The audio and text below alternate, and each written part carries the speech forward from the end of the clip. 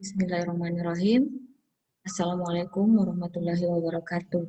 Perkenalkan, saya Jumarni, mahasiswa PPG dalam jabatan Angkatan Ketiga Program Studi Pendidikan Sejarah Universitas Lambung Mangkurat.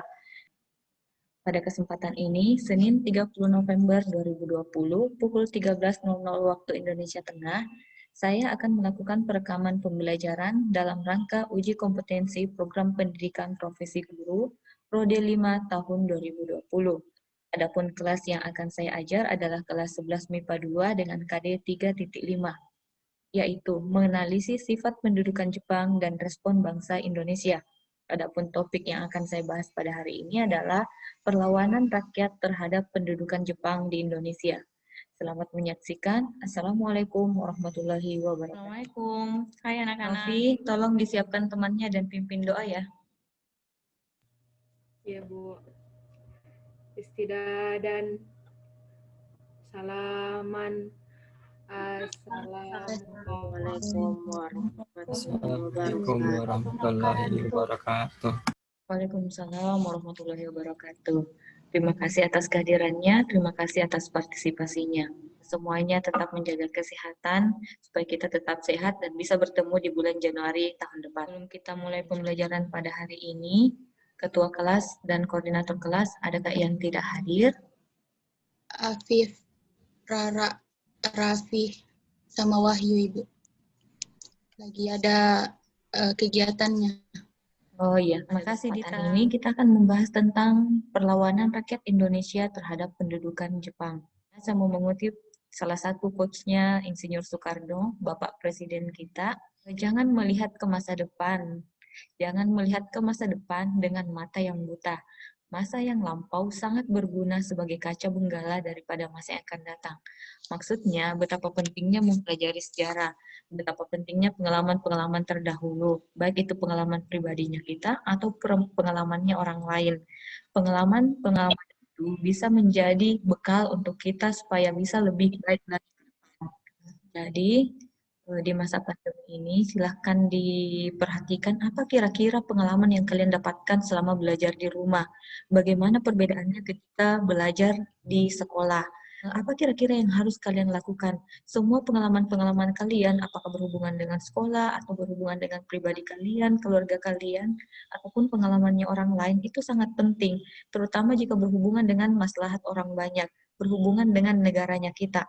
Bagaimana pengalaman atau kebijakan orang-orang pimpinan kita terdahulu, apakah bisa diterapkan sekarang, apakah bisa membangun Indonesia sekarang, seperti itu.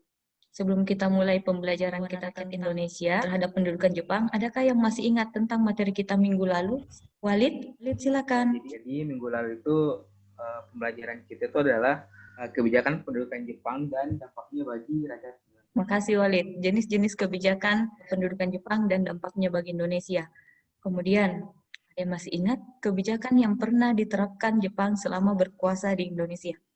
Dita, ada yang diingat? Mungkin salah satunya itu kerja paksa atau romusha, di mana seorang itu pekerja melakukan pekerjaan di bawah ancaman sanksi atau hukuman, dan pekerja itu tidak memiliki kebebasan atau bisa dikatakan bahwa pekerjaan yang mereka lakukan itu tidak disepakati bersama pelaksananya. Dari pernyataannya Dita tadi, ternyata pendudukan Jepang itu memiliki dampak yang sangat negatif terhadap rakyat Indonesia.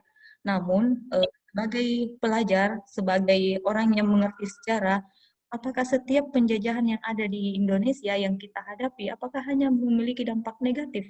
Tidak adakah dampak positif yang bisa kita petik? Ada yang bisa bantu? Saya tunjuk ya. Zakia?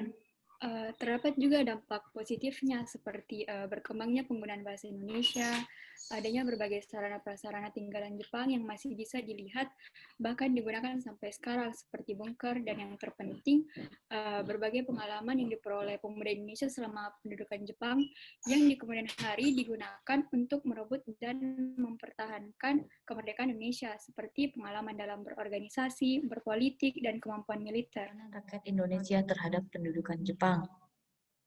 Adapun indikator yang akan kita bahas pada kesempatan ini ada 3, yaitu perlawanan rakyat Indonesia terhadap pendudukan Jepang di Indonesia, menganalisis bentuk strategi perlawanan rakyat Indonesia terhadap pendudukan Jepang, Dan yang ketiga, mendeskripsikan bentuk perlawanan rakyat Indonesia terhadap pendudukan Jepang.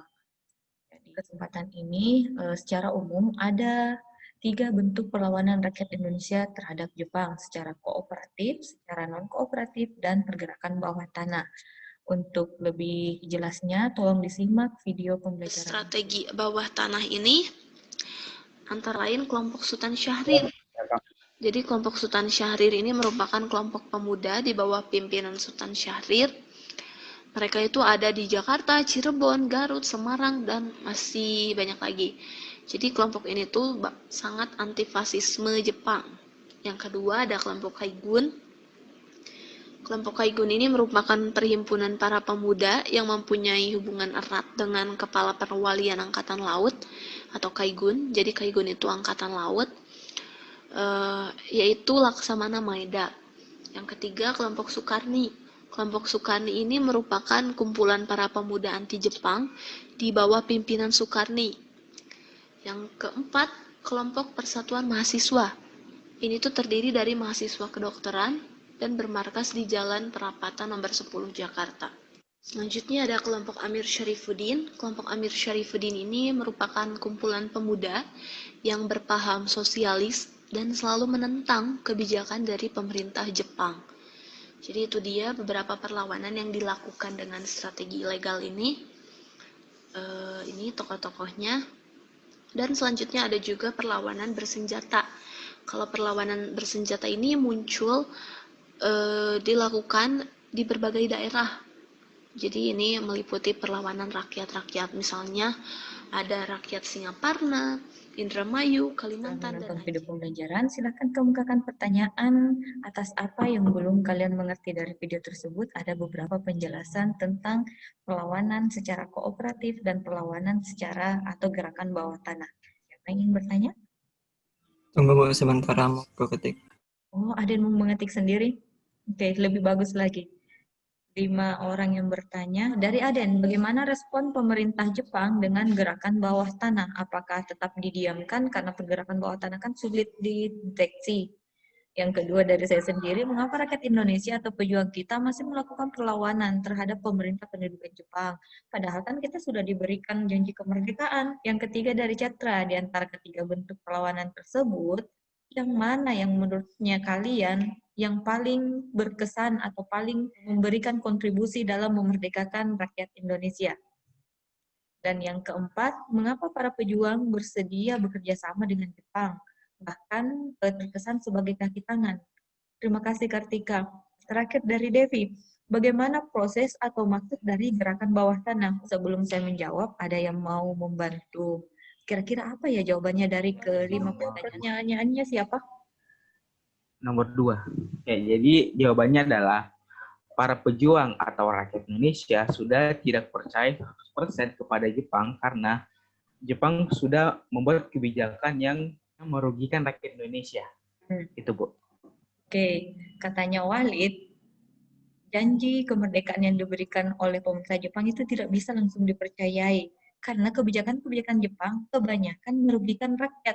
Mana mungkin mau memberikan janji kemerdekaan kalau penderitaan yang selama ini diberikan. Selain Walid, ada lagi yang mau membantu saya menjawab? Silakan Zakia. Jadi sesuai dengan namanya yaitu gerakan bawah tanah, di mana gerakan ini bebas pengawasan dari pemerintah Jepang. Misalnya Asrama Angkatan Baru Indonesia atau Asrama Menteng 31. Asrama ini dibubarkan pemerintah Jepang karena kegiatannya yang mengedepankan nasionalisme. Namun, para pemuda tetap menggunakan fasilitas asrama ini secara diam-diam untuk melakukan diskusi. Ada juga Asrama Indonesia Merdeka yang dibentuk atas perintah Laksamana Maeda. Sekalipun tidak disukai oleh Angkatan Darat Jepang, Laksamana Maeda mempersilakan para pemimpin Indonesia untuk mengajarkan apapun ke pesertanya. Terima kasih Zakia.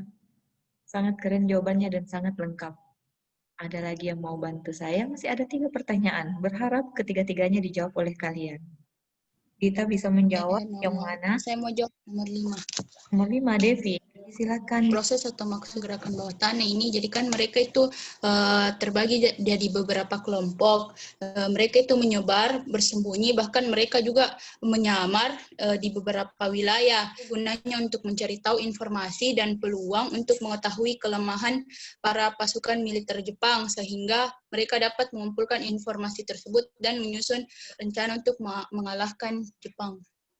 Keren sekali, Dita. Terima kasih. Dari Cakra, di antara ketiga bentuk perlawanan tersebut, manakah yang paling berjasa atau berkontribusi dalam memberikan kemerdekaan terhadap Indonesia? Khusus saya pribadi, saya lebih memilih pergerakan bawah tanah. Sama seperti jawabannya Dita dan Zakia, bahwa pergerakan bawah tanah itu adalah pergerakan secara tersembunyi. Jadi banyak pelonggaran yang diberikan. Mereka itu tidak bergerak secara terang-terangan, jadi dapat memperoleh informasi-informasi rahasia, informasi-informasi penting untuk kemerdekaan Indonesia ke depan. Dari Kartika, mengapa para pejuang bersedia bekerja sama dengan Jepang, bahkan terkesan sebagai kaki tangan? Ini mengkhusus kepada perjuangan bentuk lihat slide 5, slide selanjutnya. Di sini ada beberapa perlawanan rakyat, akan dilihat ada 7 perlawanan, tapi kalian hanya kubagi menjadi 5 kelompok. Silakan diperhatikan. Nama kelompoknya dan topiknya ini saya langsung bagi semalam bersama ketua kelas dan koordinator kelas. Kalian akan kuminta untuk membuat slide di bawahnya slide ini. Silakan enter slide-nya, kemudian tunjukkan dulu ya. Ini kan ada terima kasih. Enter 1 kali, itu untuk kelompok Aceh. Silakan Nabila, Novi, Caca, Wildan, Ananta membuat slide di halaman kelima atau slide kelima. Slide 10, silakan kelompok Singaparna, Feni, Liana, Walid, Kartika. Sedangkan 11, Kidua, Catra, dan seterusnya. Menit kira-kira waktu yang kalian butuhkan untuk membuat slide tentang perlawanan ini. Yang dicari cuman latar belakangnya, kenapa jadi perlawanan rakyat di Aceh, Singaparna, yang kemudian tahun beserta tokoh yang memimpin perlawanan tersebut, dan yang terakhir, bagaimana hasil dari perlawanan ini? Apakah sesukses pergerakan bawah tanah, ataukah ada mendapatkan hambatan atau bahkan mungkin kegagalan karena ditangkap tokoh utamanya? Cuma 3 soal. Siapa yang sudah mengetik ini? Singaparna. Afiq Walid sudah mengetik. Biljana, Putri Catra, Fadila Rizky, Kidua dan Sahwan, itu satu kelompok semua di slide 11. Di slide 13 ada Andi Aden, Dita, dan Ledar. Kalian mempresentasikan apa yang kalian sudah dapatkan. Kalian boleh gunakan chat yang ada di slide ini untuk berdiskusi dengan teman. Boleh juga di grup WhatsApp-nya kalian. Boleh langsung bicara di sini juga.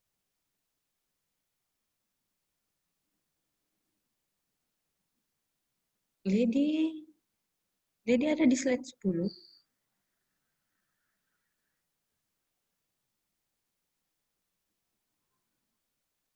Seharusnya Lady tidak di sini. Dita, teman-temannya yang tidak hadir hari ini, Wahyu, Raffi, siapa tadi? Rara, Afif. Itu. Wahyu, Raffi, Afif. Ya, saya mau sampaikan tugasnya mereka sama dengan kalian, kujadikan satu kelompok, hanya saja materinya tentang pemberontakan atau perlawanan petani UNRWA. Perlawanan petani UNRWA itu terjadi di Buni. Tolong di-share linknya ke mereka juga, supaya mereka membuat slide di bawahnya slide kalian. Setelah slide-nya peta. Singaparna. Kartika sudah proses mengetik. Kemudian yang di Irian, ada beberapa perlawanan. Dan terakhir perlawanan peta. Kelompoknya Lady Dita dan lagi proses mempercantik slide-nya. Iya, cantik dan rapi. Latar belakang perlawanan ini disebabkan oleh hal-hal sebagai berikut. Tindakan kesewenang-wenang tentara Jepang terhadap rakyat. Penderitaan rakyat Indonesia semakin tidak tertahankan. Lalu kebijakan yang bertentangan dengan syariat Islam. Selanjutnya, akhir perang. 3 kali terjadi bentrok. Perlawanan Abdul Jalil dan pengikutnya selalu menang. Namun, dalam pertempuran terakhirnya mereka harus menerima kekalahan dan mundur saat sedang menjalankan salat. Mereka ditembaki oleh tentara Jepang sehingga Abdul Jalil gugur sebagai pahlawan bangsa. Siapa yang ingin bertanya? Penny, silakan. Jadi pertanyaannya yaitu apa yang dilakukan oleh Abdul Jalil sehingga Jepang menganggap bahwa gerakannya itu sangat membahayakan. Ada lagi? Liana, silakan. Mengapa pada saat itu Abdul Jalil tidak mau melakukan perdamaian terhadap Jepang? Kelompok 2, silakan presentasikan.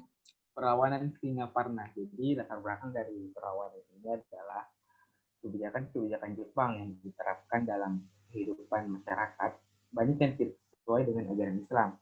Perlawanan Singaparna juga dilatar belakangi oleh kehidupan rakyat yang semakin menderita. Tokoh di balik perlawanan ini adalah Kiai Zainal Mustafa. Kemudian jalannya perlawanan ini adalah pada 25 Februari 1944, Kiai Zainal Mustafa memberikan pilihan kepada santrinya untuk ikut melawan atau kembali ke kampung masing-masing. Kemudian terakhir, pasukan santri kalah dan Kiai Zainal Mustafa pun dan pengikutnya ditangkap oleh Jepang. Terima kasih Walid. Dari kelompok 3 ada yang ingin bertanya ke kelompok 2? Silakan. Mengapa saat tertangkap oleh Jepang padahal ia sudah melakukan persembunyian? Oh iya, ada yang kurang jelas dengarnya? Saya ulang, nah. Kenapa Kiai Zainal Mustafa bisa tertangkap padahal kan beliau sudah bersembunyi di pedalaman hutan, sudah jauh dari akses keramaian, kenapa masih bisa tertangkap kira-kira? Silakan kelompoknya Walid untuk mendiskusikan. Langsung saya tunjuk, Ajeng. Jadi pertanyaanku itu, mengapa pada masa itu kebijakan-kebijakan dari pemerintahan Jepang dikatakan kejam dan bertentangan dengan ajaran Islam? Kelompok 3, silakan. Perlawanan Kalimantan. Jadi latar belakang perlawanan Kalimantan itu, Perang Dayak Desa adalah sebuah perang kelanjutan dari Perang Majang Desa yang terjadi pada zaman Belanda dan pertengahan zaman Jepang, yakni pada 1944-1945. Dilatar belakangi perlakuan Jepang yang bersewenang-wenang terhadap suku Dayak Desa. Diawali dengan pemukulan seorang tenaga kerja Dayak oleh pengawas Jepang pada sebuah perusahaan kayu Jepang. Kejadian inilah yang memulai sebuah rangkaian perlawanan yang mencapai puncak dalam sebuah serangan balasan Dayak yang dikenal dengan Perang Majang Desa. Pangsuma dan pengikutnya melancarkan perlawanan terhadap Jepang dengan taktik perang gerilya. Yang bertanya siapa? Jadi saya ingin bertanya pada kelompok 3. Pertanyaannya adalah bagaimana strategi Jepang dalam menghadapi perlawanan Kalimantan? Iya, saya sepakat. Harus kita tahu ini. Suku Dayak itu terkenal dengan kesaktiannya, lingkungan geografisnya mereka yang sangat masih sulit dijangkau. Bagaimana kira-kira Jepang menghadapi situasi ini supaya bisa menang terhadap perlawanan rakyat? Yang kedua, ada yang ingin bertanya? Habib. Mengapa banyak mata-mata Jepang yang berasal dari Indonesia itu sendiri yang berusaha menggagalkan pemberontakan rakyat? Setelah semua kelompok presentasi dan mengingat waktunya kita tinggal sedikit lagi, jawabannya kalian saya minta dituliskan di slide saja di bawah. Setelah mendengar presentasinya temannya kalian, jawaban dari teman dan penjelasan saya dari video, kira-kira apa yang bisa kalian simpulkan dari pembelajaran kita hari ini? Silakan tuliskan kesimpulannya kalian, apa yang bisa dipetik dari pembelajaran hari ini. Pembelajaran kali ini adalah pembelajaran terakhirnya kita di semester genap. Insya Allah minggu depan sudah akan masuk ujian semester ganjil. Adakah yang bisa memberikan refleksi tentang pembelajaran kita hari ini? Kemudian bagaimana seharusnya atau bagaimana bagusnya ke depan? Jadi untuk saran, menurutku ini yang Google Slide sudah bagus sekali Bu metodenya. Dan selanjutnya dicoba dengan metode lain semisal quizzes. Keren Begitu, Bu. sekali. Iya, jadi insya Allah semester depan akan saya pakaikan kuisis untuk di awal sebagai pre-test dan post-test nantinya. Jadi tidak, mohon maaf, ada satu lagi. Silakan dilihat Google Classroom. Sudah saya buatkan 2 soal di dalam, soal analisis. Saya tunggu jawabannya kalian. Semoga jawabannya benar-benar. Cukup sekian pertemuan kita hari ini. Terima kasih partisipasinya. Semoga kita terus dilindungi oleh Allah Subhanahu wa Ta'ala. Novi, silahkan pimpin doa penutup majelis. Sebelum kita mengakhiri pelajaran, marilah kita membaca doa dalam hati. Doa dimulai.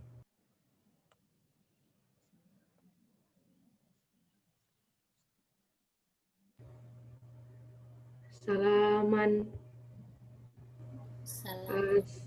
Assalamualaikum warahmatullahi wabarakatuh. Waalaikumsalam warahmatullahi wabarakatuh. Terima kasih anak-anak.